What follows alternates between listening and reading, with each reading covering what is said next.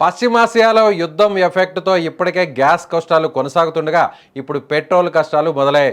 గత కొన్ని రోజులుగా నగరంలోని పలు పెట్రోల్ బంకులు మూతపడడం, మరికొన్ని చోట్ల నో స్టాక్ బోర్డులు దర్శనమిస్తుండటంతో వాహనదారులు తీవ్ర ఆందోళనకు గురవుతున్నారు. ఈ నేపథ్యంలో మంగళవారం తెల్లవారుజాము నుంచే పెట్రోల్ బంకుల వద్ద కిలోమీటర్ల మేర వాహనాలు బారులు తీరాయి. కేవలం పెట్రోల్, డీజిల్ మాత్రమే కాకుండా ఎల్పీజీ, సిఎన్జి బంకుల వద్ద కూడా ఆటో డ్రైవర్లు పడిగాపులు కాస్తున్నారు. అసలు నగరంలో ఇంధన కొరత ఉందా, లేక ఆయిల్ కంపెనీలు కొత్త నిబంధనలే ఈ గందరగోళానికి కారణమా? ఈ వీడియోలో తెలుసుకుందాం. నగరంలోని లకడీకపూల్, గచ్చిబౌలి, అంబర్పేట, దిల్సుఖ్ నగర్, అత్తాపూర్, ఉప్పల్ వంటి ప్రధాన ప్రాంతాల్లో పెట్రోల్ బంకులు వాహనదారుతో కిటకిటలాడిపోతున్నాయి. ముఖ్యంగా ఆటో డ్రైవర్లు ఎల్పీజీ, సిఎన్జి కోసం గంటల తరబడి వేచి చూస్తున్నారు.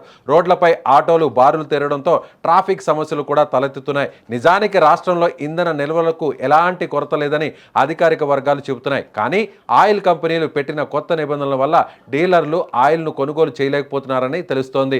దీంతో ఇది చివరికి సామాన్య ప్రజల మీద ప్రభావం చూపబోతుంది. సాధారణంగా ఆయిల్ కంపెనీలు పెట్రోల్ బంకు డీలర్లకు కొంత క్రెడిట్ సదుపాయాన్ని కల్పిస్తాయి. అంటే ఆయిల్ లోడు వచ్చిన తర్వాత కొంత సమయం ఇచ్చి డబ్బులు వసూలు చేస్తాయి. అయితే మార్చి 31న ఆర్థిక సంవత్సరం ముగియనున్న నేపథ్యంలో కంపెనీలు తమ ఖాతాలను సరిచూసుకునే పనిలో పడ్డాయి.